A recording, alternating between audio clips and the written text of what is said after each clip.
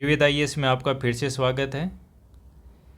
अभी हम जो पॉलिटी के पीवाईक्यू देख रहे हैं उसके अंतर्गत हमारी ये 5th वीडियो है। इससे पहले जो वीडियो अपलोड किए गए हैं अगर वो आपने नहीं देखे हैं तो एक बार ज़रूर जाके देखिए, और अगर आप फर्स्ट टाइम हमसे जुड़ रहे हैं तो सब्सक्राइब कीजिए, और अगर आपको हमारा प्रयास पसंद आ रहा है तो कमेंट करके ज़रूर बताइएगा, अपने दोस्तों को शेयर कीजिए। आज का जो हमारा टॉपिक है उसके अंतर्गत हम पीवाईक्यू देखेंगे फंडामेंटल प्रोविज़न से संबंधित, कि भारतीय संविधान में जो भाग हैं प्लस जो अनुच्छेद हैं उनसे जुड़े हुए जो भी चीज़ें हैं उनको देखने वाले हैं पीवाईक्यू को। तो चलिए शुरुआत करते हैं। पहला क्वेश्चन है कि भारत के संविधान के बारे में निम्नलिखित में से कौन सा कथन सही है। 2024 का क्वेश्चन है। पहला कथन है इसमें कि नगर पालिकाओं की जो शक्तियाँ हैं वो संविधान के भाग 9A में दी गई हैं। सेकंड है कि आपातकालीन प्रावधान संविधान के भाग 18 में दिए गए हैं। थर्ड है संविधान संशोधन से संबंधित जो प्रावधान है वो संविधान के भाग 20 में दिए गए हैं। तो इसमें ये आपको सोल्व करने का प्रयास करना चाहिए। तो चलिए पहला देखते हैं कि नगर पालिकाओं की जो शक्तियाँ वो संविधान के भाग 9A में हैं। तो ये कथन आपका सही है।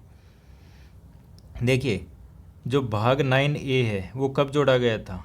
74वां संविधान संशोधन के द्वारा 1992 में, जो किसके लिए है? नगर पालिकाओं के लिए। और इसमें अनुच्छेद कौन से हैं? तो अनुच्छेद हैं आपके 243 से लेके 243 जी तक, ये आपको याद रखना है। तो ये जो अनुच्छेद हैं वो शहरी स्थानीय निकाय हैं, जो भी चाहे आपका नगर निगम है, नगर परिषद है, नगर पंचायत हैं, उन सभी की उनका संरचना क्या होगी, उनका गठन कैसे होगा, उनकी शक्तियाँ क्या होंगी, उनकी जिम्मेदारी क्या है, उनके चुनाव से संबंधित, उनके शासन से संबंधित, ये सभी प्रावधान इनमें देखने को मिलते हैं। इसके अलावा जो अनुच्छेद 243W है उसमें किसके लिए? जो राज्य विधानमंडल है उनको नगर पालिकाओं को आर्थिक विकास के लिए योजना तैयार करने और 12वीं अनुसूची में जो सूचीबद्ध कार्य हैं उसको लागू करने की जो शक्ति और जिम्मेदारियां हैं उनको देने का अधिकार है किसमें? 243W में। तो 12वीं अनुसूची मेनली कौन से विषय हैं? जैसे कि शहरी नियोजन, जल आपूर्ति, सार्वजनिक स्वास्थ्य हो गया, आपका अग्निशमन हो गया, इसी प्रकार के कितने विषय हैं टोटल? टोटल विषय हैं 18, याद रखना आपको। इसके बाद हम सेकंड पे बात करते हैं कि आपातकालीन प्रावधान है वो संविधान के भाग 18 में है। तो ये कथन भी सत्य है। देखिए संविधान का जो भाग 18 है वो अनुच्छेद कौन से हैं इसमें? अनुच्छेद 352 से लेके 360 तक के प्रावधान हैं इसमें। और ये किससे संबंधित है? आपातकाल से संबंधित है। तो आपको पता है कि संविधान में 3 प्रकार के आपातकाल की बात कही गई है। अनुच्छेद 352, बताइए 352 में कौन सा है? तो अनुच्छेद 352 में है राष्ट्रीय आपातकाल। राष्ट्रीय आपातकाल है वो किसके आधार पर लग सकता है? युद्ध के आधार पर लग सकता है, भारी आक्रमण हो सकता है, या फिर सशस्त्र विद्रोह है। तो ये 3 स्थितियां जिनके आधार पर राष्ट्रीय आपातकाल लगता है अनुच्छेद 352 के तहत। फिर आता है आपका अनुच्छेद 356। ये किससे है? ये राज्य आपातकाल, या फिर एक तरीके से इसको क्या बोलते हैं? राष्ट्रपति शासन। तो ये कब लगता है? अगर या तो जो राज्य की जो सरकार है वो केंद्र के निर्देशानुसार काम नहीं करती है, या फिर जो संवैधानिक मशीनरी है उसकी विफलता, ये 2 आधार हैं जिनके आधार पर ये राष्ट्रपति शासन लग सकता है। फिर 360 है जिसमें किसके लिए प्रावधान? आपका वित्तीय आपातकाल। किसके लिए? वित्तीय आपातकाल के लिए। तो ये कब लगता है? ये मान लीजिए जब भारत की जो वित्तीय स्थिरता है या फिर साख है वो खतरे में हो। तो जो आपातकालीन प्रावधान होते हैं ना, ऐसी स्थिति के दौरान जो शक्तियां हैं उनका क्या हो जाता है? केंद्रीकरण हो जाता है। तो जो संघीय विशेषता है वो किस में बदल जाती है? केंद्रीकृत विशेषता बदल जाती है, केंद्रीकरण में बदल जाती है। तो ये भी आपका सही है। फिर है संविधान के संशोधन से संबंधित जो प्रावधान है वो संविधान के भाग 20 में है। तो ये कथन भी सही है। देखिए भारतीय संविधान का भाग जो 20 है उसमें कितने अनुच्छेद हैं? केवल 1 है। क्या है? केवल 1। और वो कौन सा है? 368, अनुच्छेद 368, जो कि किससे संबंधित है? कि संविधान संशोधन की प्रक्रिया प्रदान करता है। तो देखिए जो संशोधन होते हैं वो 3 प्रकार से हो सकते हैं। तो एक तो हो सकता है कि संसद का साधारण बहुमत हो, तो साधारण बहुमत से हो सकते हैं। साधारण बहुमत, तो देखिए जो साधारण बहुमत से संशोधन होता है वो कुछ प्रावधानों के लिए ही है, हालांकि इसको अनुच्छेद 368 के अंतर्गत नहीं माना जाता है। याद रखना कि साधारण बहुमत है उसको 368 के तहत शामिल नहीं किया जाता है। इसके बाद आता है संसद के विशेष बहुमत से। तो विशेष बहुमत है, इसमें अधिकांश जो संशोधन होते हैं वो इसी के तहत होते हैं, विशेष बहुमत के तहत। और इसके बाद है कि विशेष बहुमत प्लस आधे राज्य। कितने? आधे राज्य। याद रखना एकदम क्लियर कट कि आधे राज्य ही हैं। तो आधे से अधिक राज्य भी नहीं आएगा, कितने? आधे राज्यों का है ना समर्थन होना चाहिए। तो जो अनुच्छेद 368 है उसमें केवल 2 ही हैं, विशेष बहुमत प्लस आधे राज्यों का समर्थन। तो ये 3 प्रकार के हो गए। तो जैसे मान लीजिए जो आधे राज्यों का समर्थन कब प्राप्त होना चाहिए? जब कोई ऐसी विशेषता हो जो किसकी प्रवृत्ति की हो? संघीय प्रवृत्ति की हो। किसकी? संघीय प्रवृत्ति की, यानी जो केंद्र और राज्य संबंधों को प्रभावित करती है, या फिर जो मेनली संवैधानिक पद हैं जैसे राष्ट्रपति का चुनाव है, अगर उसके संदर्भ में कोई संशोधन होता है तो उसके लिए आधे राज्यों का समर्थन आवश्यक है। इसके अलावा राज्यसभा में अगर कोई सीटों का आवंटन को लेके या कोई भी और चीज़ चेंज की जाती है ना, तो वहाँ पर भी आवश्यक है। इसके अलावा संघ और राज्यों के बीच शक्तियों के विभाजन को लेके जो 7वीं अनुसूची है, तो ये बहुत सारी विशेषताएं हैं, उसके लिए प्रावधान है भाग 20 में अनुच्छेद 368। तो इसमें सभी आपके सही हो जाएंगे। इसके बाद क्वेश्चन 2 पे चलते हैं। क्वेश्चन 2 क्या कहता है कि इस भारत के संविधान के अनुसार निम्नलिखित में से कौन सा कथन सही है? ये भी 2024 का क्वेश्चन है कि अंतर्राज्यीय व्यापार और वाणिज्य राज्य सूची के तहत एक राज्य का विषय है। फिर है कि अंतर्राज्यीय जो प्रवासन है वो राज्य सूची के तहत एक राज्य विषय है। सी है अंतर्राज्यीय संगरोध संघ सूची के तहत एक संघ विषय है। और फिर निगम कर राज्य सूची के तहत एक राज्य विषय है। तो चलिए एक एक हम देखते हैं ऑप्शन को। तो पहला ऑप्शन कि अंतर्राज्यीय व्यापार और वाणिज्य राज्य सूची के तहत एक राज्य विषय।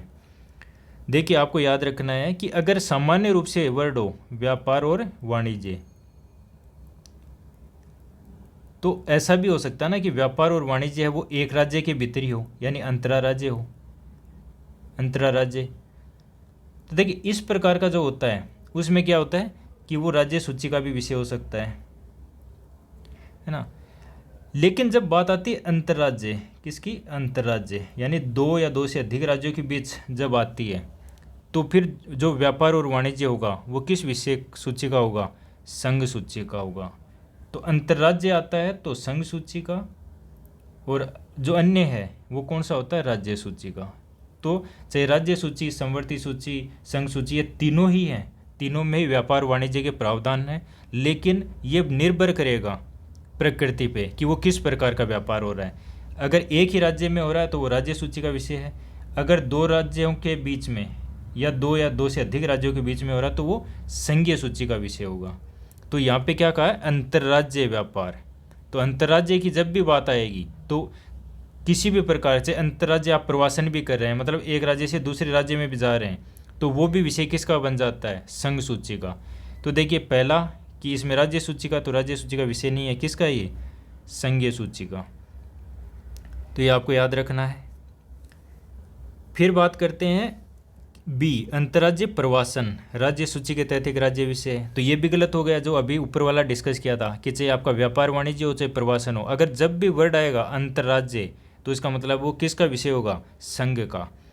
तो राज्यों के बीच जो प्रवासन है जो लोगों के अंतर्राज्यीय आवागमन से संबंधित है, तो इसमें संघ सूची से संबंधित है, जिसके लिए जो प्रविष्टि मान सकते हैं जो 81, 82, 83 हैं, जो किसके लिए हैं? नागरिकता के लिए, देशीकरण के लिए, उत्प्रवासन, आप्रवासन, ये सभी मामलों को उसमें देखा जाता है। तो राज्यों के पास इसके मामले में कोई विशिष्ट शक्ति नहीं है, तो ये भी आपका गलत हो जाएगा। फिर अंतर्राज्यीय संगरोध संघ सूची का विषय। देखिए अंतर्राज्यीय वर्ड आ गया और संघ भी आ गया तो एक साथ में दोनों सही हो जाएंगे। संगरोध का मतलब क्या है कि जैसे कोई बीमारी हो, जैसे कोरोना काल आया था, तो उस समय अगर कोई विषय है ना, उससे संबंधित कोई कानून निर्मित करना, कोई नियम बनाने हैं, तो कौन बनाएगा? केंद्र बनाएगा। तो ये आपका सही हो जाता है। फिर है निगम कर राज्य सूची के तहत एक राज्य विषय है, तो ये भी गलत है, क्योंकि देखिए कृषि के अलावा जो भी अन्य आय कर हैं, कृषि पर आय कर, देखिए ये किसको दिया गया है? राज्यों को दिया गया है। लेकिन इसके अलावा जितने भी इनकम हैं यानी आयकर हैं, तो वो किससे के विषय हैं? संघ के विषय हैं। किसके? संघ के। तो अगर कोई व्यक्ति दे रहा है तो इनकम टैक्स कहलाएगा वो। अगर कोई कंपनी दे रही है तो वो क्या कहलाता है? निगम कर, या फिर कॉरपोरेशन टैक्स भी बोलते हैं उसको। तो ये भी निगम कर भी क्या होता है? एक इनकम टैक्स जैसा ही होता है, लेकिन वो किसके द्वारा चुकाया जाता है? कंपनियों के द्वारा। तो ये किसके द्वारा लगाया जाता है? केंद्र के द्वारा। तो यहाँ पे क्या कहा है? राज्य सूची, तो ये गलत हो जाएगा। किसके द्वारा लगाया जाता है? केंद्र के द्वारा। तो ये आपका गलत। तो आंसर क्या होगा? सी, अंतर्राज्यीय संगरोध संघ सूची के तहत एक संघीय विषय है। अब अगला क्वेश्चन देखते हैं। संविधान दिवस के संबंध में निम्नलिखित में से कौन सा कथन सही? विचार कीजिए। 2023 का क्वेश्चन है। पहला कथन है कि नागरिकों में संवैधानिक मूल्यों को बढ़ावा देने के लिए हर साल 26 नवंबर को संविधान दिवस मनाया जाता है। कथन 2 है 26 नवंबर 1949 को भारत की संविधान सभा ने डॉक्टर अंबेडकर की अध्यक्षता में भारत का एक मसौदा यानी ड्राफ्ट संविधान तैयार करने के लिए एक मसौदा समिति का गठन किया। अब देखिए जो पहला है वो तो आपका सही है।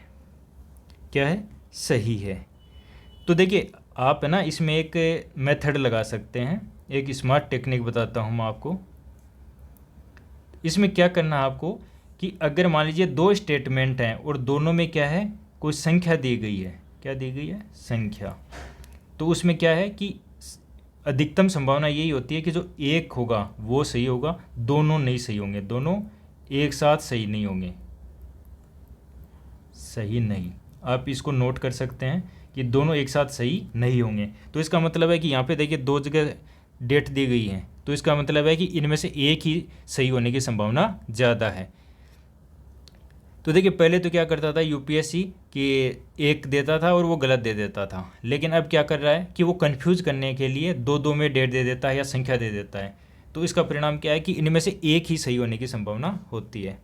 तो देखिए जो संविधान दिवस है वो कब मनाया जाता है? हर साल 26 नवंबर को। कब? 26 नवंबर को।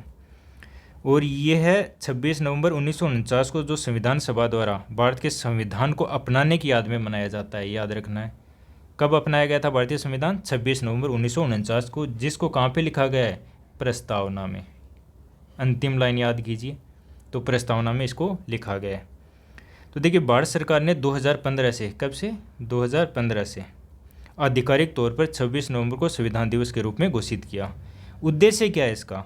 तो संवैधानिक मूल्य हैं उनके प्रति जागरूकता को बढ़ाना और जो संविधानवाद की भावना है उसको बढ़ावा देना। इसके बाद में कथन 2 है कि 26 नवंबर 1949 को भारत की संविधान सभा ने डॉक्टर अंबेडकर की अध्यक्षता में एक मसौदा संविधान तैयार करने के लिए मसौदा समिति गठित की। ये गलत है। गलत क्यों है? देखिए इस दिन तो लागू हुआ था, है ना, तो सही कैसे हो सकता है?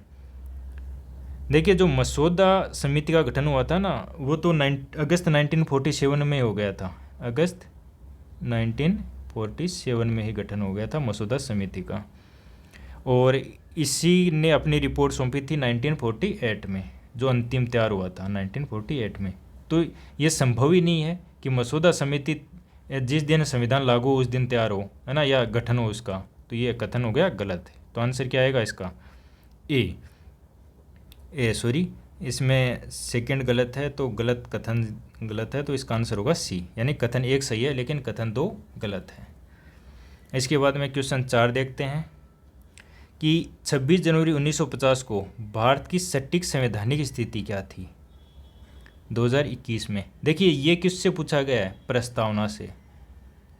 तो प्रस्तावना से न केवल प्री में बल्कि मेंस में भी काफ़ी क्वेश्चन पूछे जाते हैं कि इससे जुड़े हुए जो विशेषण हैं उनको बताइए, है ना, किससे, गणराज्य वर्ड से जो जुड़े हुए वर्ड विशेषण हैं उनको बताइए। तो ये पूछता रहता है, न्याय से जुड़े हुए विशेषण हैं वो बताइए।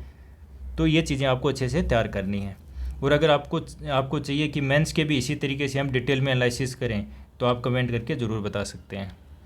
तो देखिए, पहला है कि एक लोकतांत्रिक गणराज्य, तो ये तो विकल्प गलत है, क्योंकि देखिए ये तो सत्य है कि भारत क्या था, एक गणराज्य था। किस प्रकार का, लोकतांत्रिक गणराज्य था। लेकिन क्या हमारी प्रस्तावना में मूल रूप से ऐसा ही लिखा हुआ था? नहीं, यहाँ पे क्या था कि संप्रभुता भी थी। क्या वर्ड था? संप्रभुता भी। तो ये तो गलत हो गया। दूसरा है कि एक संप्रभु लोकतांत्रिक गणराज्य, तो ये सही हो जाएगा, क्योंकि हमने ऊपर वाले में डिस्कस किया था कि संप्रभु वर्ड होना चाहिए उसमें। तो मूल जो प्रस्तावना थी 1950 में, उसमें क्या कहा गया है कि हम भारत के लोग भारत को एक संपूर्ण प्रभुत्व संपन्न, है ना, और उसमें समाजवादी पंथ निरपेक्ष वर्ड नहीं थे। क्या थे? लोकतांत्रिक गणराज्य वर्ड था वहाँ पे। तो अब बात आती है कि जो दो वर्ड मैंने बोले, संपूर्ण प्रभुत्व संपन्न समाजवादी और दूसरा है पंथ निरपेक्ष, तो ये दोनों ही वर्ड उस मूल में नहीं थे, याद रखना आपको। तो देखिए यहाँ पे वर्ड है कि संप्रभु। संप्रभु का अर्थ क्या है? संप्रभु का अर्थ है कि भारत है वो बाहरी नियंत्रण से बिल्कुल मुक्त है। वो चाहे वो आंतरिक मामले हो चाहे बाहरी मामले हो, उनमें स्वतंत्र है। जैसे हाल ही में जो विवाद चल रहा है यूएसए के द्वारा जो टैरिफ लगाया जा रहा है, तो बार बार ये वर्ड यूज किया जा रहा है कि भारत अपनी नीतियाँ निर्धारित करने के लिए संप्रभु है, संप्रभुता है उसके पास में। तो ये वर्ड याद रखना है, काफ़ी चर्चा में है। फिर आता है लोकतांत्रिक वर्ड।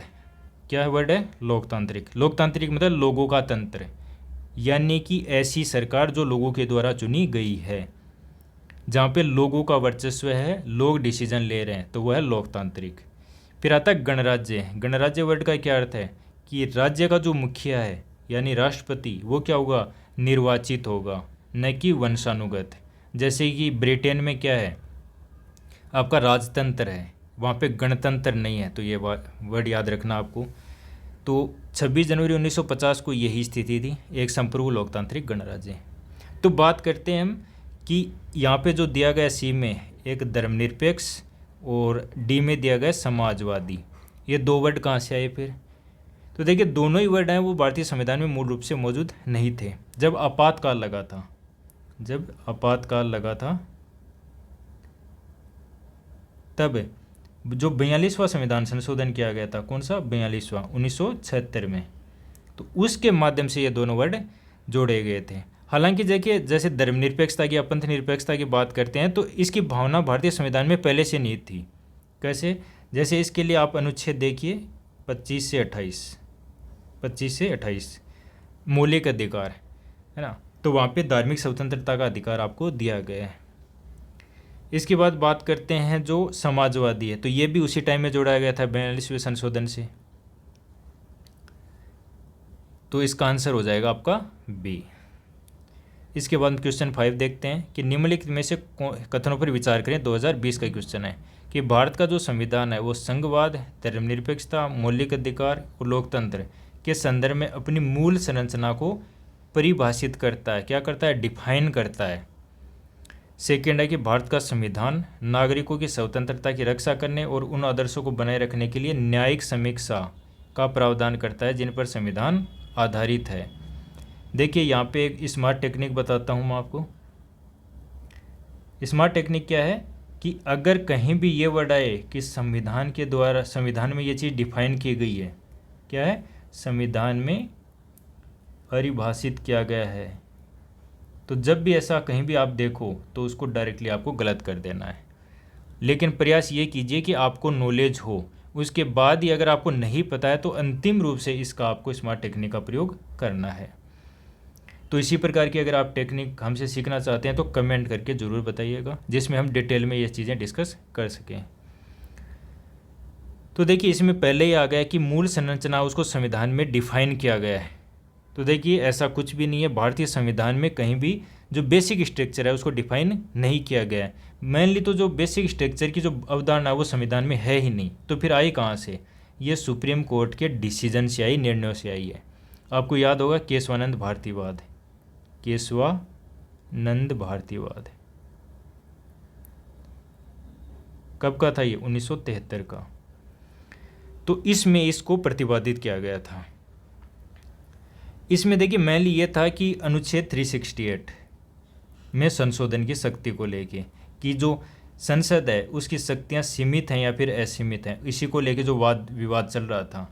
तो केशवानंद भारतीवाद में कहा कि जो संसद है वो भारत के संविधान के किसी भी भाग में संशोधन कर सकती है, लेकिन जो बेसिक स्ट्रक्चर है वो प्रभावित नहीं होना चाहिए। तो उसके तहत वो अलग अलग जो हमारे मूल चीज़ें हैं उनको शामिल करता रहता है।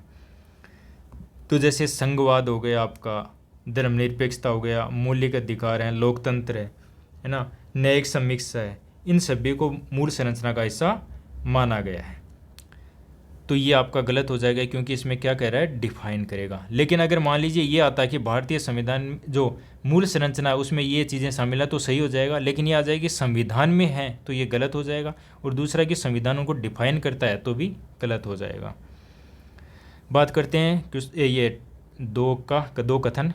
तो ये क्या कहता है कि भारत का जो संविधान है नागरिकों की स्वतंत्रता की रक्षा करने और उन आदर्शों को बनाए रखने के लिए न्यायिक समीक्षा का प्रावधान करता है जिन पर संविधान आधारित है। तो ये तो सत्य है, क्योंकि संविधान बहुत सारे प्रावधान करता है ताकि नागरिकों की स्वतंत्रता वो सुनिश्चित हो सके और हमारे जो भी आदर्श हैं, जो मूल्य हैं वो बने रहें। और अगर उनका उल्लंघन होता है तो अनुच्छेद 13 न्यायिक समीक्षा, वहाँ पे न्यायिक समीक्षा हो सकती है। तो देखिए न्यायिक समीक्षा होती क्या है? तो न्यायिक समीक्षा है वो अदालतों, विशेष रूप से ये क्या है? हाई कोर्ट और सुप्रीम कोर्ट। तो यहाँ पे आपको 226 आर्टिकल याद रखना है, यहाँ पे आपको आर्टिकल 32 याद रखना है। मेनली यही है जिसके आधार पे वो देखता है। तो अगर कोई भी विधायी अधिनियम या कार्यकारी आदेश है उसकी संवैधानिकता की जांच करनी हो, किसकी? संवैधानिकता, याद रखिए संवैधानिकता। ये मेनली है कि आपके मूल अधिकारों का हनन हो रहा हो या फिर अन्य अधिकारों का हनन हो रहा हो। और अगर आपको संपूर्ण संवैधानिकता की जांच करनी है तो भी वो न्यायिक समीक्षा के अंतर्गत आएगी। अनुच्छेद 13 है ना, लेकिन ये याद रखना कि अनुच्छेद 13 डायरेक्टली इस वर्ड का प्रयोग नहीं करता न्यायिक समीक्षा का। वो ये कहता है कि अगर कोई भी प्रावधान मौलिक अधिकारों का उल्लंघन करता है तो वो कानून क्या हो जाएगा? शून्य हो जाएगा। अब शून्य किस हद तक होगा, यानी कि पूरा कानून होगा या फिर उसका कुछ पार्ट होगा, ये हम पहले डिस्कस कर चुके हैं जब हमने पिछला वीडियो देखा था कि कब उसमें कानून कहाँ तक शून्य होता है। तो वो अगर वीडियो नहीं देखा तो वीडियो जाके देखिए। तो अनुच्छेद 32 और 226 है ना, यहाँ पे क्या है? रिट जारी करना, रिट जारी की जा सकती है। तो देखिए जो न्यायिक समीक्षा है वो नागरिक स्वतंत्रता की रक्षा करने, जो हमारा लोकतंत्र है, रूल ऑफ लॉ है, संवैधानिक सर्वोच्चता है, इन सभी आदर्शों के लिए काफ़ी महत्वपूर्ण तंत्र है। और सर्वोच्च न्यायालय ने भी, सुप्रीम कोर्ट ने भी ये कहा है कि ये जो है न्यायिक समीक्षा है वो किसका पार्ट है? हमारे बेसिक स्ट्रक्चर का पार्ट है। तो ये आपका कथन सही हो जाएगा। तो इसमें केवल 2 सही होगा।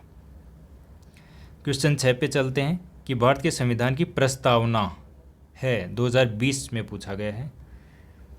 तो देखिए पहला है कि संविधान का हिस्सा है लेकिन इसका कोई कानूनी प्रभाव नहीं है। तो देखिए ये बात तो है कि ये संविधान का पार्ट है। याद कीजिए कि किस मामले में ऐसा कहा गया था। तो देखिए पहले एक आता बेरूबाड़ीवाद है। कौन सा? बेरूबाड़ीवाद। तो इसमें क्या कहा था कि जो प्रस्तावना है वो भाग नहीं है, ये याद रखना आपको। ये पहले कहा था उन्होंने। लेकिन जब केशवानंद भारतीवाद आता है, केशवानंद भारतीवाद, तो उसमें क्या कहा कि ये अभिन्न अंग है। तो उन्होंने जो पहले कहा था बेरूबाड़ीवाद उसको पलट दिया। तो इसमें यह कहा गया, याद रखना है कि केशवानंद भारतीवाद में क्या कहा गया कि प्रस्तावना है वो संविधान का हिस्सा है और इसका उपयोग संविधान के अस्पष्ट प्रावधानों की व्याख्या करने के लिए किया जा सकता है। यहाँ पे क्या है? अस्पष्ट प्रावधान। तो मान लीजिए कि कोई प्रावधान किया गया वो अस्पष्ट है, कोई अनुच्छेद है या कोई वर्ड है वो डिफाइन नहीं हो रहा है, तो ऐसी स्थिति में जो प्रस्तावना है उसका प्रयोग न्यायालय कर सकता है। तो देखिए इसमें है कि इसका कोई कानूनी प्रभाव नहीं है। तो देखिए ये सही है, ये सत्य बात है। तो एक बार इसको देख लेते हैं, है ना। देखिए इसमें क्या होता है कि आपको जो सबसे बेस्ट होता है वो चूज़ करना पड़ता है, सबसे बेस्ट, और यही सबसे बड़ी समस्या होती है। जैसे आपने ये पढ़ा कि इसका कोई कानूनी प्रभाव नहीं है, हाँ ये सत्य बात है, इसका हिस्सा है, ये भी सत्य है, तो आप इसको टिक कर दिया, आपने आगे के पढ़े ही नहीं। तो ये सबसे बड़ा इशू है। तो आपको जब भी एग्ज़ाम दे रहे हो तो हर एक जो विकल्प है उसको ज़रूर पढ़ना चाहिए। फिर सेकंड है कि संविधान का हिस्सा नहीं है और इसका कोई कानूनी प्रभाव नहीं है, तो ये तो हम ऑलरेडी डिस्कस कर चुके हैं, तो बी तो आपका गलत हो गया। देखिए यहाँ पे है इसका कोई कानूनी प्रभाव नहीं है। तो देखिए ये तो सत्य ही है कि जो हमारी प्रस्तावना है वो क्या है, गैर न्यायोचित है। क्या है, गैर न्यायोचित। यानी इसके जो प्रावधान है अगर उनका उल्लंघन होता है तो ऐसा नहीं है कि आप उनमें लागू करने के लिए आप अदालत चले जाएंगे। गैर न्यायोचित का अर्थ क्या है कि उनको लागू करने के लिए आप अदालत नहीं जा सकते हैं। तो इसका मतलब है कि जो प्रस्तावना है वो तो न ही किसी प्रकार की शक्ति का सोर्स है और न ही कोई कर्तव्य सौंपता है, किस पे थोपता है, राज्य पे। हालांकि ये जो संविधान की व्याख्या करने में सहायक है और जो संविधान के आदर्श हैं, उद्देश्य हैं, दर्शन हैं, उनको दर्शाती है। क्या, प्रस्तावना। याद रखना है ये वर्ड। तो जो SRI बम्बई केस आया था 1994 में, कौन सा, SRI बम्बई 1994, तो उसमें कहा गया है कि प्रस्तावना वो संविधान की मूल संरचना जैसे कि धर्मनिरपेक्षता, लोकतंत्र, संघवाद, है ना, उनको दर्शाती है और इस प्रकार संवैधानिक व्याख्या का मार्गदर्शन करती है। अब इसके बाद आता है कि संविधान का एक हिस्सा है और इसका वही कानूनी प्रभाव जो किसी अन्य हिस्से का है, तो ये तो गलत है क्योंकि हमने यही देखा कि ये गैर न्यायोचित प्रकृति है। अब बात करते हैं डी, संविधान का एक हिस्सा है लेकिन अन्य भागों से स्वतंत्र रूप से, इसका कोई कानूनी प्रभाव नहीं है। देखिए इसको और इसको पढ़ेंगे तो लगभग सेम है, इसमें एक्स्ट्रा वर्ड क्या है, अन्य भागों से स्वतंत्र रूप से। तो देखिए ये क्या है, थोड़ी संकीर्ण अवधारणा है और ये क्या है, व्यापक, थोड़ा सा व्यापक है। तो याद रखिएगा कि जब भी कोई चीज़ हो और उसमें व्यापक रूप से चीज़ हो तो वो वाला हमें ऑप्शन चूज करना है, यानी जो ज़्यादा विस्तृत हो। तो संविधान का हिस्सा है, यस प्रस्तावना संविधान का हिस्सा है, लेकिन यहाँ क्या कहा गया है कि अन्य भागों से स्वतंत्र रूप से इसका कोई कानूनी प्रभाव नहीं है। तो यानी कि अगर अन्य जो पार्ट हैं उनसे अगर ये जुड़ता है तो हो सकता है इसका कोई कानूनी प्रभाव हो जाए, क्योंकि सुप्रीम कोर्ट ने भी कहा है कि हम इसकी व्याख्या, जो संविधान के अन्य भाग है उनकी व्याख्या में इसका प्रयोग कर सकते हैं, तो वहाँ पर इसका कानूनी प्रभाव उत्पन्न हो सकता है। तो इसका बेस्ट आंसर क्या होगा, डी। और अगर मान लीजिए कि ये आता है और इसके अलावा अन्य ऑप्शन ऐसे नहीं है कि उनका आंसर होगा, तो ये भी आंसर हो सकता है। तो ये आपको याद रखना है, काफ़ी ट्रिकी होता है। इसीलिए क्या होता है कि हम सोचते हैं कि हम सही करके आए हैं लेकिन बाद में पता चलता है कि वो हमारा आंसर गलत है। क्वेश्चन 7 देखते हैं, भारत में न्यायपालिका को कार्यपालिका से अलग करना किसके द्वारा अनिवार्य किया गया है। 2020 का क्वेश्चन है। तो देखिए यहाँ पे सबसे पहले ये समझते हैं कि न्यायपालिका को कार्यपालिका से अलग करने का अर्थ क्या है। देखिए ये किसकी बात कर रहा है, शक्ति पृथक्करण की। किसकी, शक्ति पृथक्करण की। तो बताइए कि शक्ति पृथक्करण है कि न्यायपालिका और कार्यपालिका को अलग करने की बात करता है। तो ये है अनुच्छेद आपका 50। तो इसका अर्थ क्या है, पहले तो ये समझने का प्रयास करते हैं कि जो न्यायिक प्रणाली है उसकी सरकारी मशीनरी से स्वतंत्र होगी। तो जो न्यायिक प्रणाली है वो किससे अलग स्वतंत्र होगी, कार्यपालिका से। इसका मतलब ये है कि जो भी न्यायिक अधिकारी हैं उनकी सेवा के मामले, चाहे वो आपके पोस्टिंग हो, पदोन्नति हो या फिर उन पे अनुशासनात्मक कार्रवाई करनी हो, वहाँ पे कार्यपालिका का कोई नियंत्रण नहीं होगा। विशेषकर कहाँ पे नहीं होगा, जो जिला और अधीनस्थ स्तर हैं वहाँ पे। तो ये होगी। अब बात करते हैं कहाँ पे लिखा गया ये। तो देखिए संविधान की प्रस्तावना में तो ऐसा कोई प्रावधान ही नहीं है शक्ति पृथक्करण की, तो वहाँ पे कोई बात भी नहीं है। बात आती है राज्य के नीति निर्देशक तत्व है, तो DPSP, तो अनुच्छेद 50 DPSP में ही है। तो वो क्या कहता है कि राज्य की लोक सेवाओं में न्यायपालिका को कार्यपालिका से अलग करने के लिए राज्य है वो कदम उठाएगा। तो आपको पता है कि जो DPSP हैं वो क्या है, गैर न्यायोचित। क्या है, गैर न्यायोचित।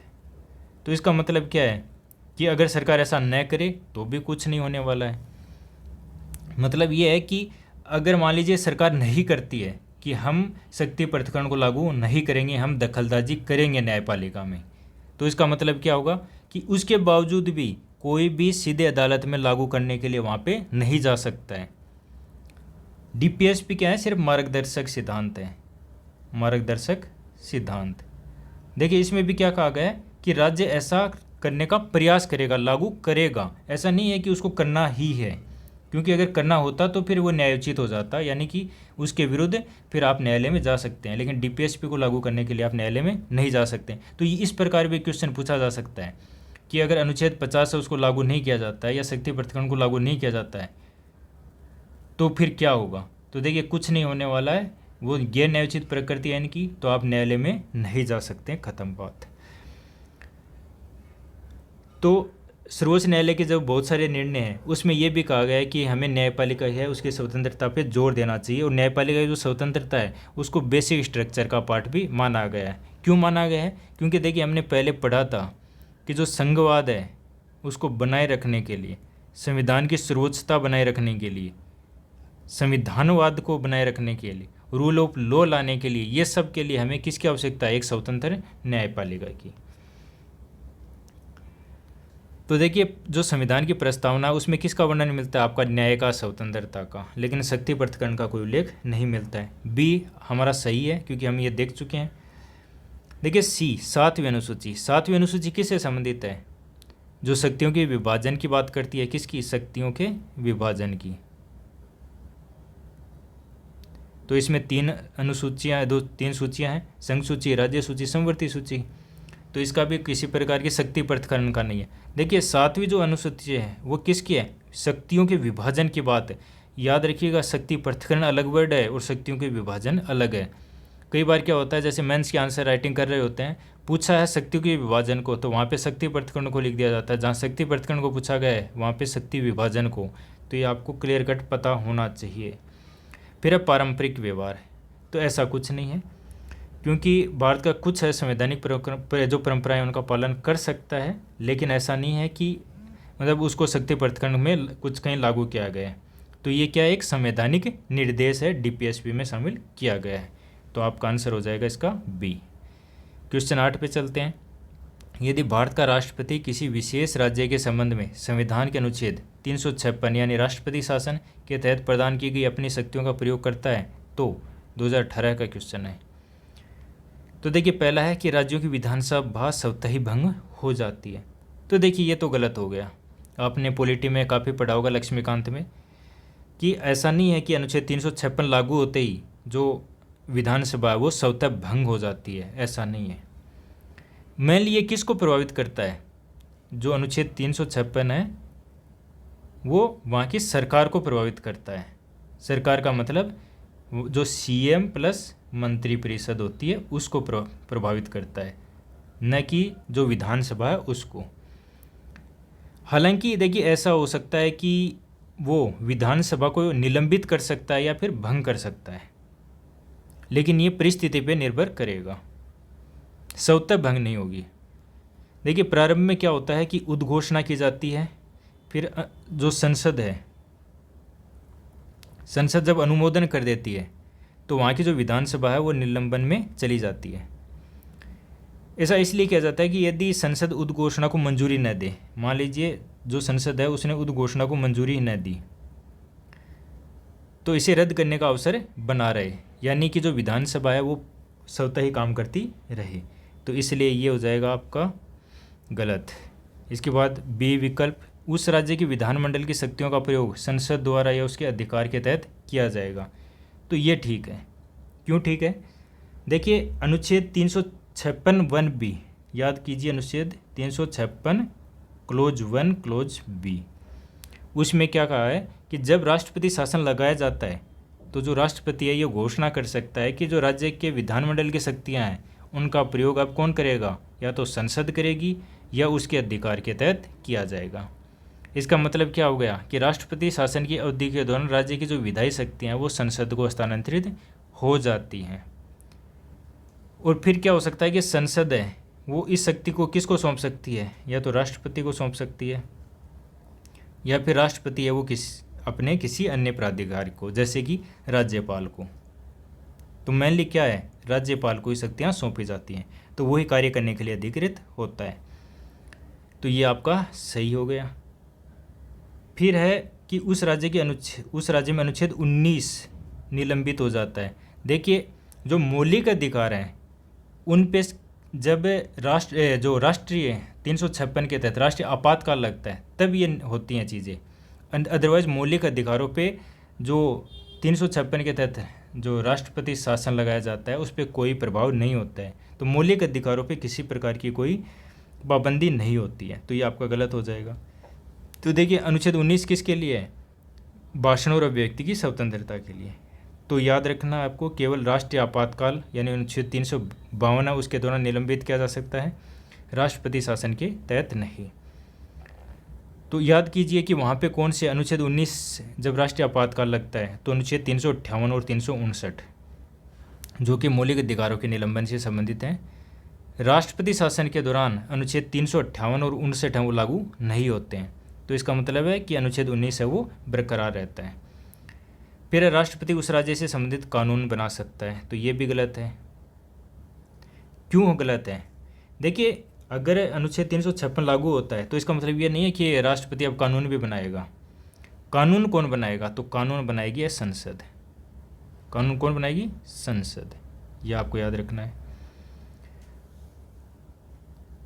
तो संविधान का अनुच्छेद जो 357 है वो क्या कहता है कि राष्ट्रपति शासन के दौरान राज्य के लिए कानून बनाने के लिए ही अधिकृत होगा। कौन? संसद। अब राष्ट्रपति है वो संसद या किसी अन्य प्राधिकरण को राज्य की जो विधायी शक्तियों का प्रयोग करने के लिए अधिकृत कर सकता है, लेकिन वह स्वयं कानून नहीं बनाता है, याद रखना आपको। तो अनुच्छेद 357 क्लोज एक क्लोज 1 की बात करें तो वो क्या कहता है? संसद है वो राष्ट्रपति शासन के दौरान राष्ट्रपति या अन्य प्राधिकरण को कानून बनाने की शक्ति प्रदान कर सकती है, लेकिन ये प्रतिनिधि शक्ति अभी भी संसद से उत्पन्न होती है कि न कि स्वतंत्र रूप से राष्ट्रपति से। तो याद रखना है कि ये भी आपका गलत है। आंसर क्या होगा? बी। क्वेश्चन 9 पे चलते हैं। निम्नलिखित में से कौन सा उद्देश्य भारत के संविधान की प्रस्तावना में सन्निहित नहीं है? 2017 का क्वेश्चन है। तो देखिए, प्रस्तावना क्या है कि हम भारत के लोग भारत को एक संपूर्ण प्रभुत्व संपन्न समाजवादी पंथ निरपेक्ष लोकतांत्रिक गणराज्य है ना, उसमें फिर न्याय की बात आ जाती है, विश्वास है ना, स्वतंत्रताएं आ जाती हैं। तो बात करते हैं उसमें न्याय है, तो न्याय देखिए 3 प्रकार के न्याय की बात होती है वहाँ पे। कौन कौन से? सामाजिक, आर्थिक और राजनीतिक। इसके अलावा स्वतंत्रता की बात की गई है। स्वतंत्रता में क्या क्या है कि आप विचार की स्वतंत्रता होगी, अभिव्यक्ति की स्वतंत्रता होगी, फिर विश्वास, धर्म और उपासना, ये वर्ड है, याद रखना आपको। फिर समानता की बात होती है। समानता की, समानता में क्या क्या है? प्रतिष्ठा प्लस अवसर। ठीक है, तो ये चीज़ें आपको याद रखना। न्याय में ये वर्ड शामिल है, स्वतंत्रता में ये शामिल है और समानता में ये वर्ड शामिल है। तो देखिए, अब बात करते हैं कि क्या निहित नहीं है। पहला है विचार की स्वतंत्रता। तो देखिए, हमने स्वतंत्रता में देखा अभिव्यक्ति की स्वतंत्रता, विचार की स्वतंत्रता, तो इसका मतलब ये तो है। फिर बात करते हैं आर्थिक स्वतंत्रता। तो देखिए, जो स्वतंत्रता पढ़ रहे हैं उसमें कहीं पे आपको मिला नहीं। आर्थिक न्याय की बात की जाती है, आर्थिक स्वतंत्रता की कहीं बात नहीं की गई है। तो ये हो गया आपका गलत। तो देखिए, फिर है अभिव्यक्ति की स्वतंत्रता। तो ये भी ऑलरेडी दिया हुआ है, तो अभिव्यक्ति की। विश्वास की स्वतंत्रता, तो ये भी है। तो देखिए, ये पूछा जा सकता है कि स्वतंत्रता के साथ जुड़े हुए विशेषण कौन से हैं, है ना। मेंस में क्वेश्चन पूछा जा सकता है। न्याय के साथ जुड़े हुए विशेषण कौन से हैं? ठीक है। इसके अलावा समानता से, तो ये आपको चीज़ याद रखनी कि विशेषण का अर्थ मतलब उससे जुड़े हुए जो वर्ड हैं उनकी आपको व्याख्या करनी होती है। फिर आपको बताना होता है कि संविधान के जो अलग चीज़ें हैं, यानी कि फंडामेंटल राइट हैं, डीपीएसपी हैं, वहाँ पर उसके लिए क्या प्रावधान किए गए हैं, तो ये आपको याद रखना है। तो इसका आंसर क्या होगा? बी। आर्थिक स्वतंत्रता की बात नहीं की गई है, बल्कि आर्थिक न्याय की बात की गई है प्रस्तावना में। अब चलते हैं हम क्वेश्चन 10 कि भारत के संविधान निर्माताओं का मन निम्नलिखित में से किस में परिलक्षित होता है, यानी जो भावना है किस में परिलक्षित होती है? प्रस्तावना में। ये हम पहले भी देख चुके हैं कि जो दर्शन है वो किस में मिलेगा? आपका प्रस्तावना में मिलेगा। तो प्रस्तावना को व्यापक रूप से क्या कहा जाता है? संविधान निर्माताओं को मन की बात कहा जा सकता है। तो ये जो एक प्रसिद्ध हैं के.एम. मुंशी है ना, संविधान सभा के सदस्य थे, और फिर बेरुवाड़ी यूनियन केस था, केशवानंद भारती केस, इनमें भी इस चीज़ को दोहराया गया है कि जो प्रस्तावना है वो क्या है? जो भी संविधान निर्माता है उनके मन की बात को दर्शाता है। तो प्रस्तावना क्या है? संविधान का दृष्टिकोण है, दर्शन है, लक्ष्य है। तो देखिए जैसे न्याय, स्वतंत्रता, समानता, बंधुत्व है, ये ऐसे वर्ड है ना, ये क्या है? दर्शन की तो बात करते हैं, हमारे लक्ष्य क्या है, हमारा दृष्टिकोण है, उनकी बात करते हैं। तो ये आपका क्या होगा? सही हो जाएगा। अब बात करते हैं मौलिक अधिकार। तो मौलिक अधिकार से तो इसका कोई संबंध ही नहीं है। देखिए जो मौलिक अधिकार है वो संविधान का महत्वपूर्ण हिस्सा है, और ये क्या है? एक विशिष्ट कानूनी अधिकार है ना। तो ये कोई वैचारिक या फिर दार्शनिक आधार नहीं है इनका। वे प्रस्तावना में पहले से बताए गए जो लक्ष्य हैं, जैसे कि स्वतंत्रता, समानता है ना, उनके हिस्सों को लागू करते हैं, लेकिन ये किसी प्रकार का दर्शन नहीं है। तो ये आपका गलत हो जाएगा। फिर बात करते हैं डीपीएसपी। डीपीएसपी क्या है? राज्य के लिए निर्देश हैं कि राज्य को क्या करना चाहिए। तो ये क्या है? एक तरीके से सामाजिक और आर्थिक जो लोकतंत्र है उसकी बात करते हैं। मौलिक अधिकार किसकी बात करते हैं? राजनीतिक लोकतंत्र की। राजनीतिक लोकतंत्र या फिर कल्याण की बात करते हैं, राजनीतिक कल्याण की। और जबकि डीपीएसपी किसकी करते हैं? सामाजिक और आर्थिक न्याय की बात करते हैं, कल्याण की बात करते हैं। तो ये क्या है कि ये एक तरीके से क्या है? नीति के लिए आधार का काम करते हैं, इनका कोई वैचारिक आधार नहीं है। तो ये भी आपका गलत हो जाएगा। फिर आता मौलिक कर्तव्य। तो मौलिक कर्तव्य वैसे ही हैं जैसे कि आपका मौलिक अधिकार है। तो मौलिक कर्तव्य कब शामिल किए गए थे? 42वां संविधान संशोधन 1976। याद कीजिए कौन सी समिति थी? स्वर्ण सिंह समिति। तो उसी की सिफारिश पे इसको लागू किया गया। ये मूल जो संविधान था उसका हिस्सा नहीं थे।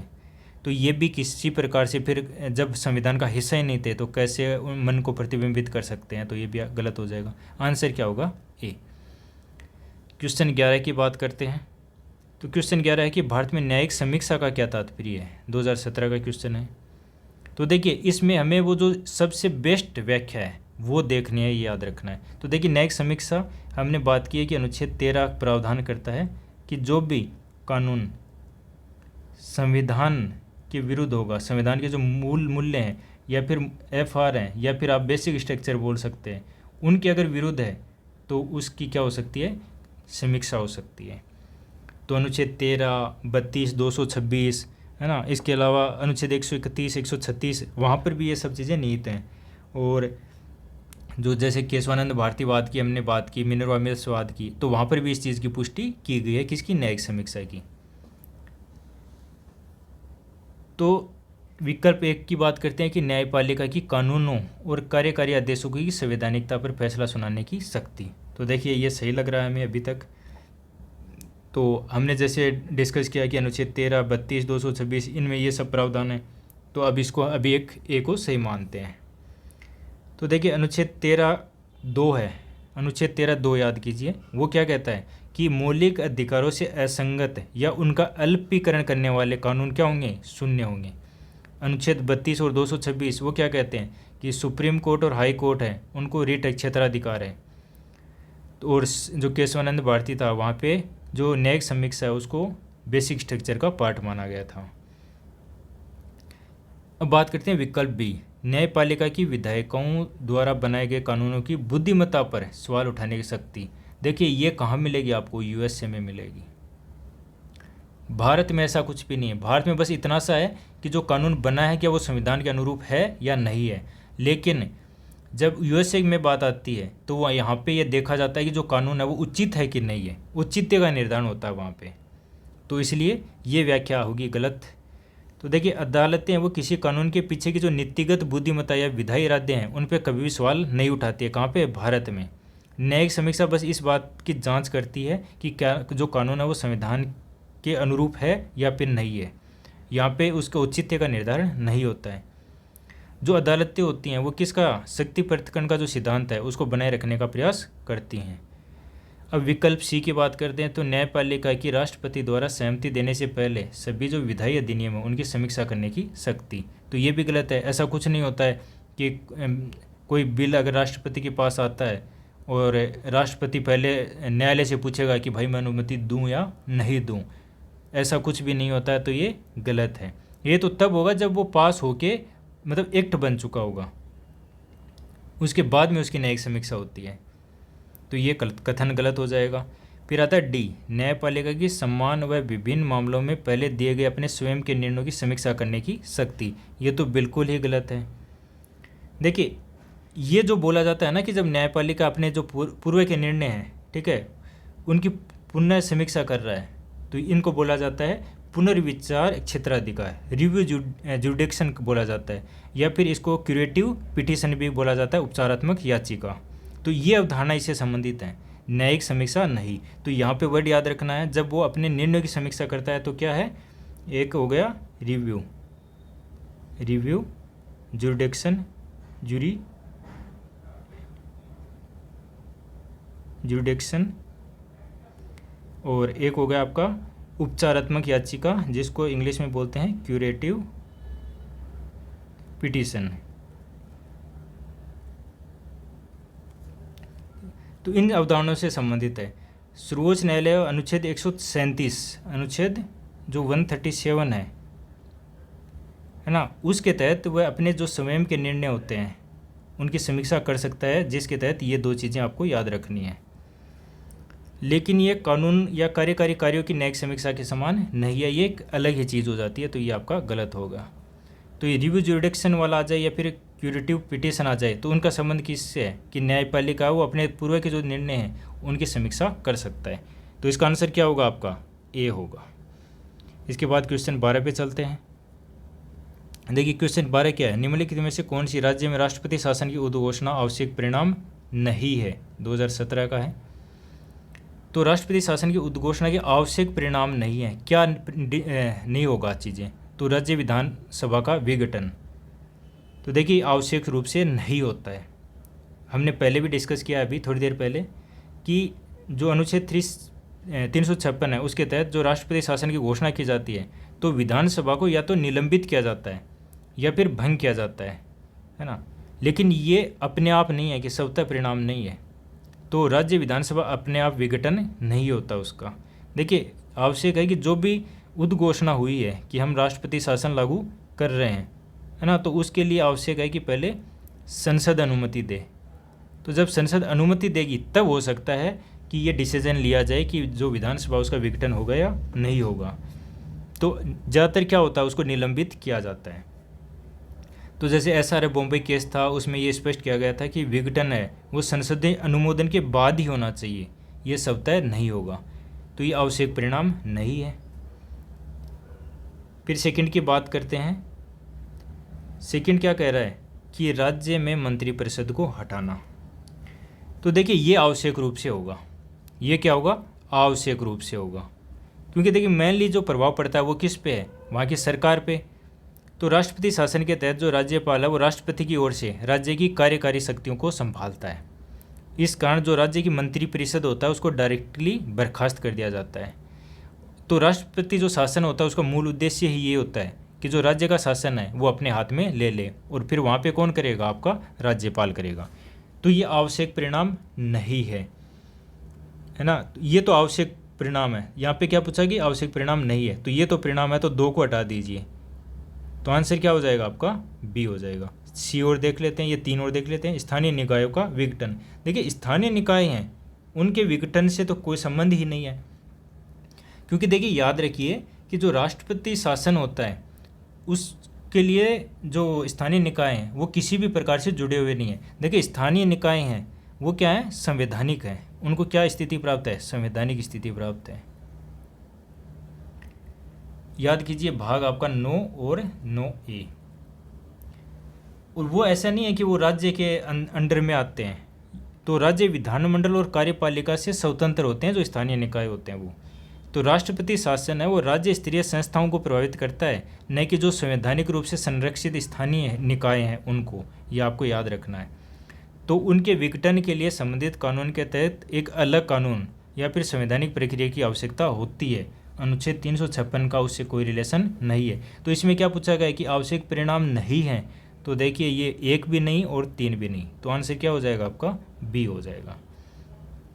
क्वेश्चन 13 पे बात करते हैं कि आर्थिक न्याय भारतीय संविधान के उद्देश्यों में से एक किस में प्रदान किया गया है। 2013 का क्वेश्चन है, तो याद कीजिए 2013 का हमने जो पिछला क्वेश्चन किया था थोड़ी देर पहले, तो क्या था, न्याय की बात कहाँ पे थी, तो देखिए प्रस्तावना में थी, तो प्रस्तावना में थी क्या। इसके अलावा बताइए क्या FR में है, फंडामेंटल राइट में है, तो देखिए ये है, व्यक्तिगत अधिकार दिए गए हैं वहाँ पे। हालांकि देखिए अगर स्पष्ट रूप से देखें तो वहाँ पे प्रावधान नहीं है, हालांकि जो अप्रत्यक्ष रूप से देखें तो वहाँ पे प्रावधान है। फिर बी है कि प्रस्तावना में है, यस। DPSP में है, यस। तो DPSP की बात करें तो यस, यहाँ पे देखिए डायरेक्ट है, यहाँ पे प्रत्यक्ष रूप से है, प्रस्तावना में प्रत्यक्ष रूप से लिखा गया है, लेकिन FR में अप्रत्यक्ष रूप से है। अब ये क्या कह रहा है कि उद्देश्यों में से एक किस में प्रदान किया गया है, तो हम इनडायरेक्टली वाले नहीं देखेंगे, तो ये आपका नहीं होगा, प्रस्तावना और DPSP हो जाएगा। तो इसका मतलब है कि ये जो बी वाला आंसर है वो आपका सही होगा। तो इसमें देखिए जो आप DPSP में देखेंगे तो अनुच्छेद याद कीजिए 38(1), 38(2) और 39, ये संबंधी जो प्रावधान है ये किसके लिए हैं, आपके आर्थिक न्याय के लिए। तो मौलिक अधिकार में प्रावधान नहीं है प्रत्यक्ष रूप से, अप्रत्यक्ष रूप से इसमें प्रावधान है, तो ये गलत हो जाएगा, आंसर आएगा आपका बी। इसके बाद में क्वेश्चन 14 देखते हैं, 2007 में आया है। देखिए ये क्या कहता है कि भारतीय संविधान के अनुच्छेद 360 के तहत वित्तीय आपातकाल के संबंध में निम्नलिखित कथनों पर विचार करें। पहला है कि जारी की गई वित्तीय आपातकाल की उद्घोषणा 2 महीने की समाप्ति पर समाप्त हो जाएगी जब तक कि उस अवधि की समाप्ति से पहले इसे संसद के दोनों सदनों द्वारा अनुमोदित नहीं किया जाता है। ये तो सत्य बात है, अनुच्छेद 360 क्लोज 2 क्लोज 1 में पढ़ेंगे तो यही प्रावधान किया गया है कि 2 महीने में वहाँ पे संसद का प्रस्ताव है वो अनुमोदित होना चाहिए। इसके बाद बात करते हैं, यदि वित्तीय आपातकाल की कोई उद्घोषणा लागू है तो भारत के राष्ट्रपति के लिए संघ के मामलों के संबंध में सेवा करने वाले सभी या किसी भी वर्ग के व्यक्तियों के वेतन भत्तों को कम करने के निर्देश जारी करना सक्षम है, लेकिन इसमें सर्वोच्च न्यायालय और उच्च न्यायालयों के न्यायाधीश शामिल नहीं हैं। देखिए ये वर्ड यहाँ पे एक्स्ट्रा जोड़ दिया गया है, लेकिन तो देखिए जब भी आप पढ़ रहे हो और आपको ये वर्ड मिले बट, है ना, और 2 जो सेंटेंस हैं उनको जानबूझ के बट वर्ड से जोड़ा गया है, ये भी तो दिया जा सकता था। इसमें जब ये लिख दिया कि सभी वर्ग किसी भी वर्ग के व्यक्ति, तो फिर ये अलग से जोड़ने की क्या आवश्यकता थी। इसका मतलब है जो एग्जामिनर है वो आपको घुमाना चाहता है, तो ये आपके लिए एक स्मार्ट ट्रिक और हो गई। ठीक है, तो इसमें क्या है कि चाहे कोई भी हो, जब सभी वर्ड आ गया तो ये कैसे छूट सकते हैं, तो सभी शामिल हैं, तो ये आपका गलत हो जाएगा। तो इसका मतलब है कि जो संविधान का अनुच्छेद 360 क्लोज 4 क्लोज A है उसमें स्पष्ट रूप से कहा गया है कि जो राष्ट्रपति है वो वित्तीय आपातकाल के दौरान सभी के लिए, चाहे कोई भी हो, है ना, उसमें जो सुप्रीम कोर्ट हाई कोर्ट के जो न्यायाधीश हैं वो भी शामिल है, सबका वेतन कट किया जा सकता है, कम किया जा सकता है। तो इसका मतलब है कि ये जो पहला है वो सही है और सेकंड है वो गलत है, आंसर क्या होगा A। तो आज का हमारा ये डिस्कशन यहीं ख़त्म होता है। अगला जो वीडियो हम जल्दी लाने वाले हैं, तो जुड़े रहिए हमें। Thank you.